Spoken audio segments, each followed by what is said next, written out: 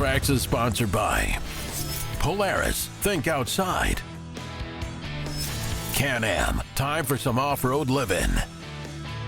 And by Yamaha, revs your heart.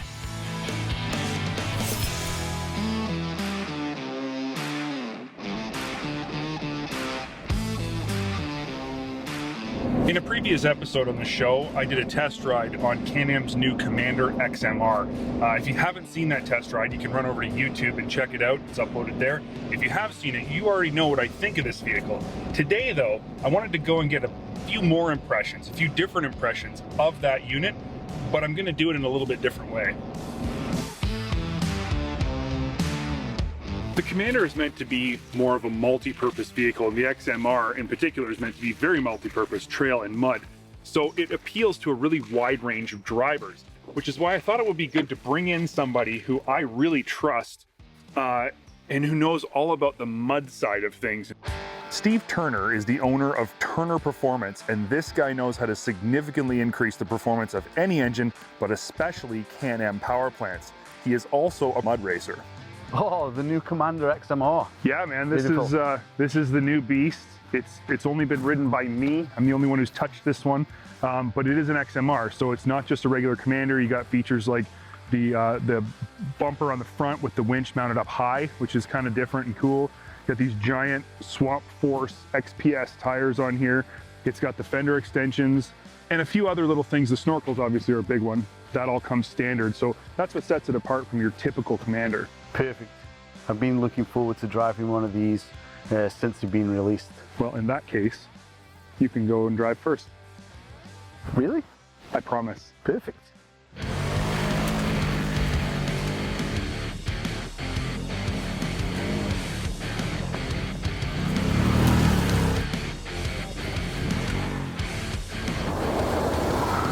First bit of mud.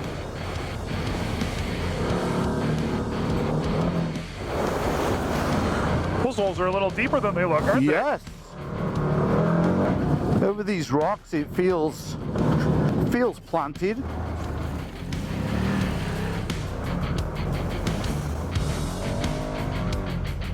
I've got to say, I mean, when you hang it out there, it's not so bad.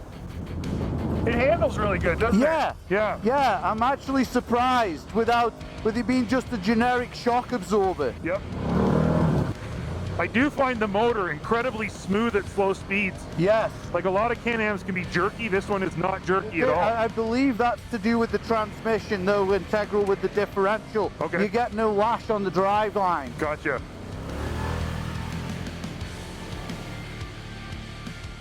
First impressions, I think the ride generally is really good. Mm-hmm. Let's take you through the mud.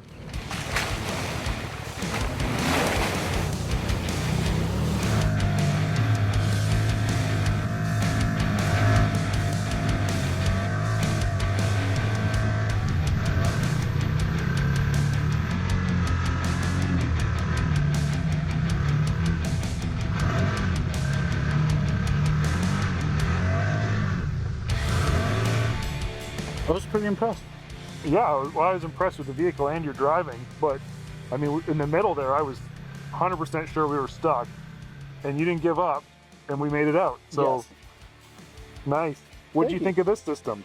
I think it worked well. Mm-hmm. I think I've got to say, I mean, We did one pass in unlocked diffs and mud, yes. and we did another pass in fully locked diffs. I didn't really notice that much of a difference between Which says a lot about the mud mode. If you didn't notice a difference with locking the diffs, it must have been pretty good. Yeah. I think we are, because I'm going to have to get on it now.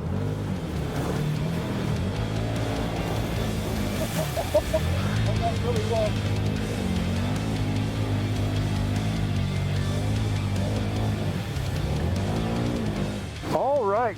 It got worse traction with the throttle on than it did with it off. Yeah, it did. Way worse. Which means those tires paddle pretty good, doesn't it? Yeah, that's pretty impressive for a tire that can take you down the trail at 60 miles an hour too.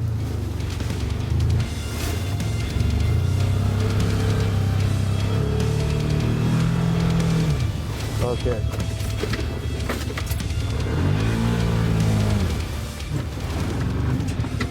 I think it's stuck.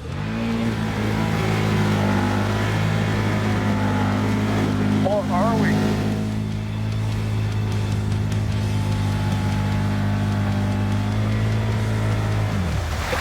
Well, I think the bolt's smoking a little bit. you're impressed by it, then I think I should give it a shot and see what it feels like. Yeah. And then I'm going to take you for a trail ride. Sure. Okay. But you gotta really try a really big mud hole. I think there's one coming up. Okay. All right, let's do that. Okay. Dirt Trax is sponsored by MBRP Performance Exhaust, built for the victory lap.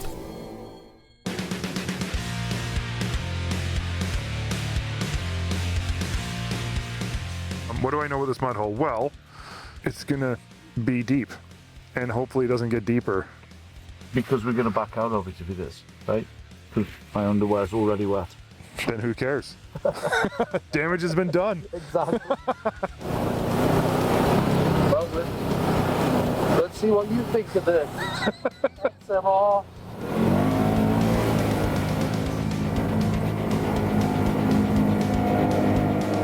Well, I don't think we're going anywhere.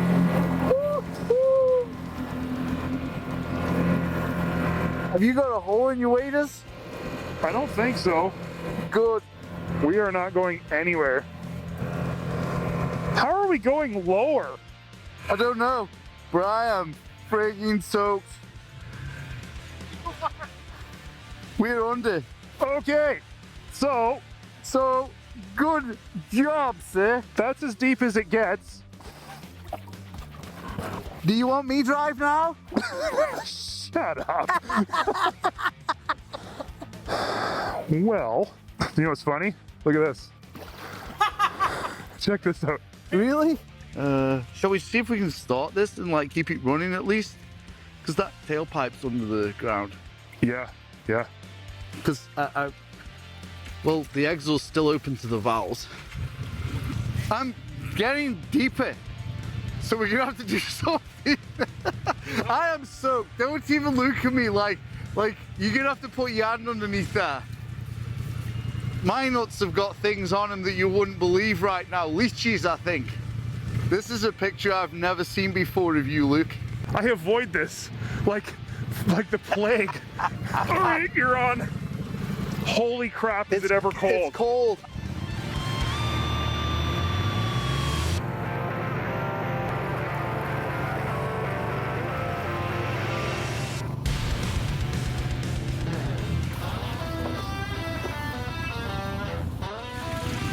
We're not trying that again, are we? Oh, heck no. Okay. Look at this.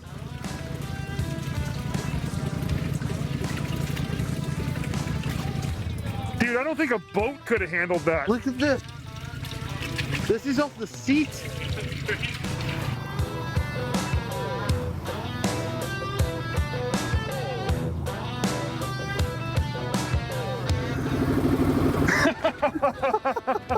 There is a really big sloppy Doberman shit in your hat. we can drive on the trail and see how it's gonna be, Luke. I actually do know how to go through the mud, okay? I knew that was gonna happen. But I knew it was gonna happen too. But you know what? I'm proud of myself that if I'm gonna fail, I fail bigger than anybody else. Yes. Let's rip back to the trucks, and since I failed miserably at the mud, I will redeem myself on the trail and show you that I do actually know how to drive a side-by-side. How about that? Good.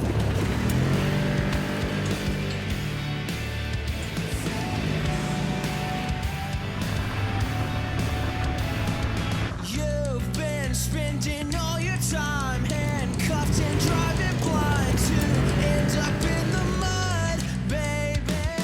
Got lost trying to be found. You keep shopping around, waiting for someone good, but they slip away. I don't wanna overstep, but I would never do you wrong. Are you ready for So we've now spent an entire day with the Commander XMR, Yes. and You have given me more than a few opinions throughout the day today. What are things that it does really well, in your opinion?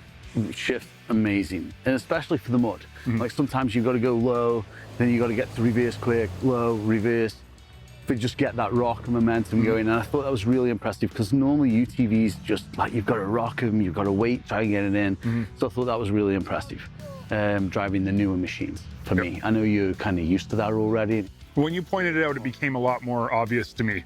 I think we both agreed that the tires are very impressive. Yes.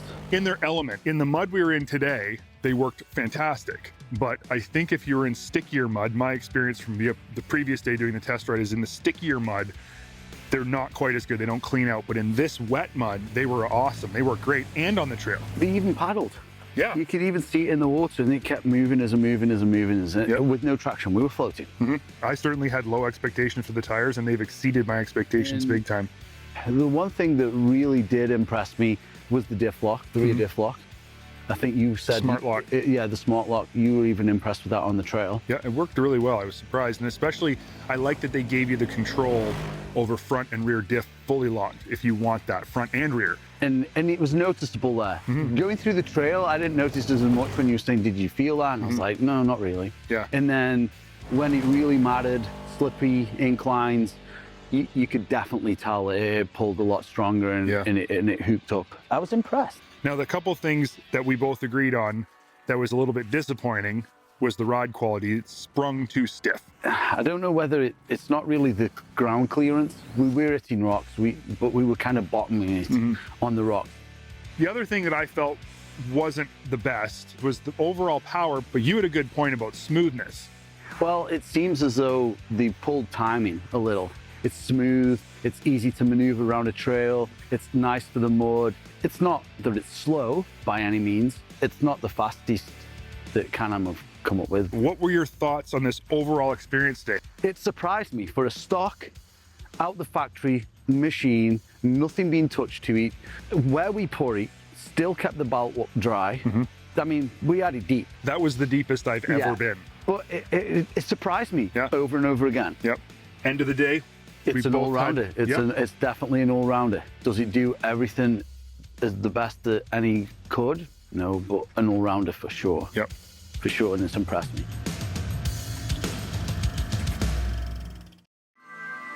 Dirt Trax is sponsored by Princess Auto. Make it work.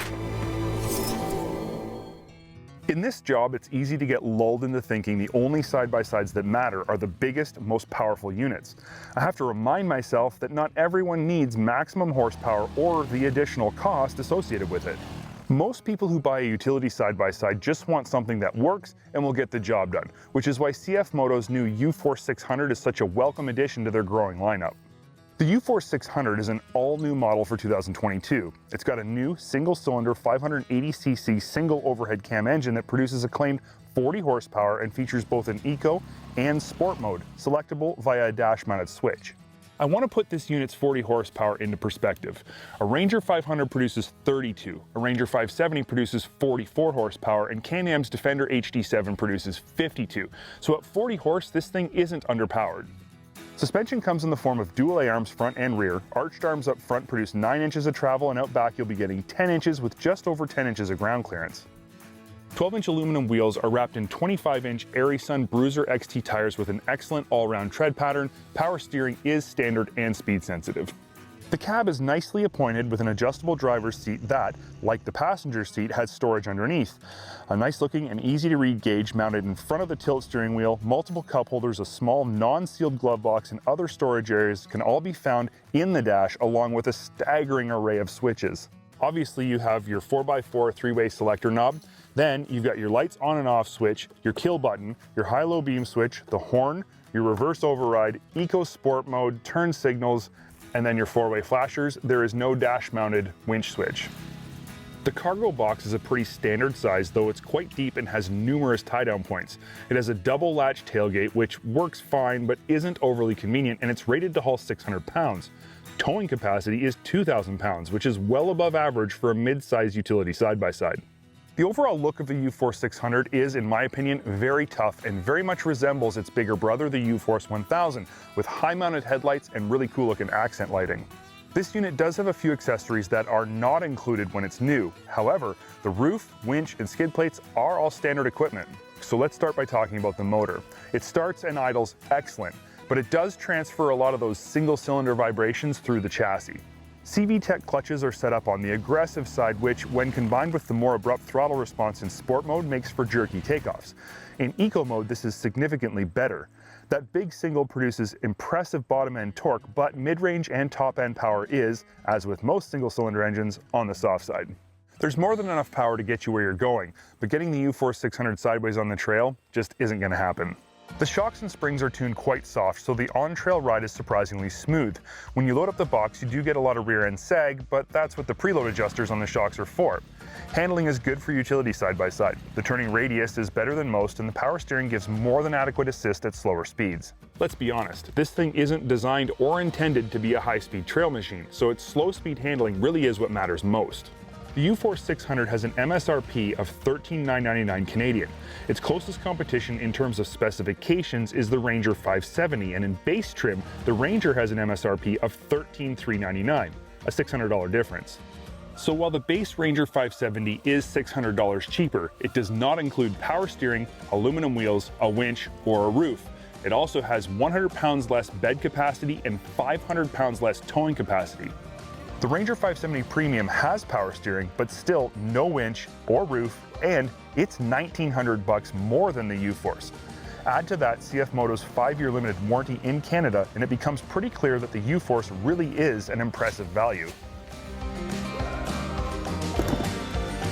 So, bottom line, if you're looking for a highly capable, well-equipped utility side-by-side that gives you more for your money than any of its competition, CFMOTO's new UForce 600 is pretty hard to beat.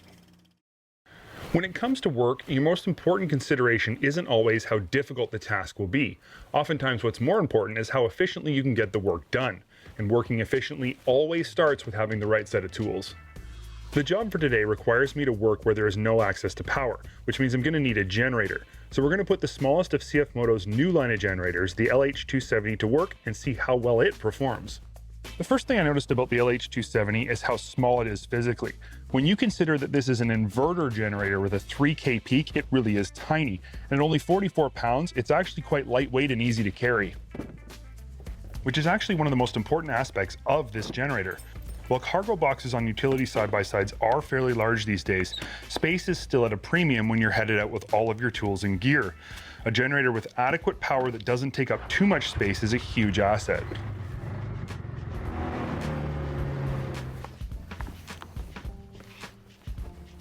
Startup is super easy, just a quick pull of the recoil and you're up and running. When it is running, the 270 only produces about 52 decibels, so it's super quiet. Even with its diminutive size, it still packs full-size features like eco mode, a low oil alarm, overload alarm, output indicator, and a fuel gauge so you know exactly how much gas is in its 5-liter tank. Under the nice-looking and durable plastic shell is a 79cc air-cooled engine that holds 400 milliliters of oil. And with a generator this small, designed to be worked hard, oil changes will be very important. So it is nice that CFMOTO has incorporated access ports in the body to make maintenance much more convenient. I wanted to really put the LH270 to the test, so I hooked up my air compressor to run my framing nailer and my skill saw. Both of these are fairly power-hungry tools. I was pleasantly surprised to find the LH270 has absolutely zero trouble running them both, which leads me to believe there wouldn't be much in the way of job site tools this Jenny couldn't handle.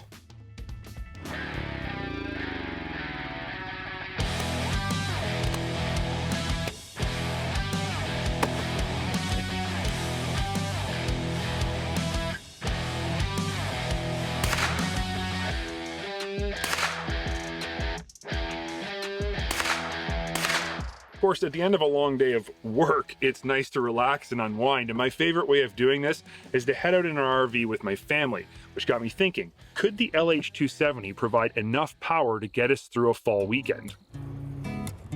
And again, I was beyond impressed. This little generator had more than enough power to run everything in our trailer other than the AC, which we didn't need anyway. All the lights, microwave, and both fridges fired right up and ran all evening. But possibly the most important thing the 270 supplied power for tonight was outdoor TVs for movie night.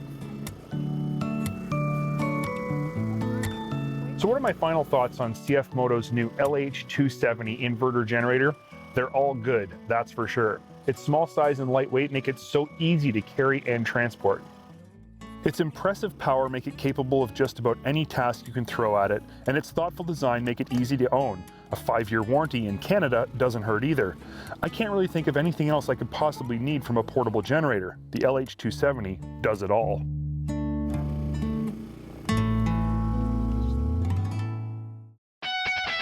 Dirt Trax has been sponsored by Hercules Tire. Ride on our strength. Gemco Cargo Boxes. Be prepared for anything. And by Blue Ox. Towing doesn't have to be a drag.